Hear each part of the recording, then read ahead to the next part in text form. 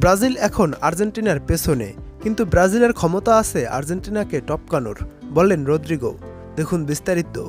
চলছে দিন গণনা, আর মাত্র কয়েকদিন পরেই শুরু হবে মহাদেশীয় শ্রেষ্ঠত্বের অন্যতম আয়োজন কোপা আমেরিকা। দক্ষিণ আমেরিকার শ্রেষ্ঠত্বের এই লড়াইয়ে বরাবরের মতো এবারও ফেভারিট ফুটবলের দুই পরাশক্তি ও চিরপ্রতিদ্বন্দ্বী ব্রাজিল ও আর্জেন্টিনা। এরই মধ্যে কোপা আমেরিকার শিরোপা কার হাতে উঠতে পারে তা নিয়ে শুরু হয়ে গেছে নানা জল্পনা কল্পনা। এই প্রতিযোগিতাকে সামনে রেখে প্রস্তুত হচ্ছে দুই দলের ভক্তদের লড়াইয়ের মঞ্চ সামাজিক যোগাযোগ মাধ্যমও, যেখানে শ্রেষ্ঠত্ব প্রতিষ্ঠার অন্য এক লড়াইয়ে মেতে উঠবে দুই দলের ভক্ত সমর্থকেরা। এর মধ্যে কোপা আমেরিকাকে সামনে রেখে নিজেদের সম্ভাবনা নিয়ে কথা বলেছে ব্রাজিলিয়ান ফরওয়ার্ড রদ্রিগো।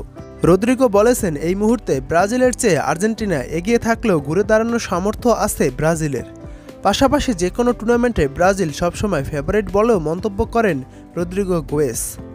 সাম্প্রতিক সময়ে ব্রাজিল আর্জেন্টিনার ফুটবল হেঁটেছে উল্টো পথে। আর্জেন্টিনা যেখানে একের পর এক সাফল্য পেয়েছে, ব্রাজিল এক পর্যায়ে পৌঁছে গিয়েছিল তলানিতে। কোচ নিয়ে টানাপোড়েন ও মাঠের দুর্দশা কোণঠাসা করে দিয়েছিল ব্রাজিলকে। তবে দরিবাল জুনিয়রের অধীনে নতুন করে ঘুরে দাঁড়ানোর স্বপ্ন দেখছে 5 বারের বিশ্ব চ্যাম্পিয়নরা, যে পথে কোপা আমেরিকা হতে পারে প্রত্যাবর্তনের দারুণ এক মঞ্চ। আর পরিস্থিতি যেমনই হোক, ব্রাজিল সবসময় ফেভারিট বলে মন্তব্য করেন দলটির তারকা ফুটবলার রদ্রিগো। রদ্রিগো বলেন, প্রতিটি প্রতিযোগিতায় প্রতিটি ম্যাচে ব্রাজিল সবসময় ফেভারিট। তবে বর্তমান সময়ে ব্রাজিল যে আর্জেন্টিনার চেয়ে পিছিয়ে আছে তাও মেনে নিয়েছেন তিনি। হ্যাঁ, অবশ্যই আমরা আর্জেন্টিনার পেছনে আছি, তারা বিশ্ব চ্যাম্পিয়ন, কোপা আমেরিকার বর্তমান চ্যাম্পিয়নও। তবে পরিস্থিতি বদলাতে দৃঢ়প্রত্যয়ী এই রিয়াল মাদ্রিদ তারকা। পরিস্থিতি বদলানোর সামর্থ্য আছে আমাদের। ব্রাজিলকে আবারও দক্ষিণ আমেরিকা এবং বিশ্বের সেরা দল বানানো সম্ভব।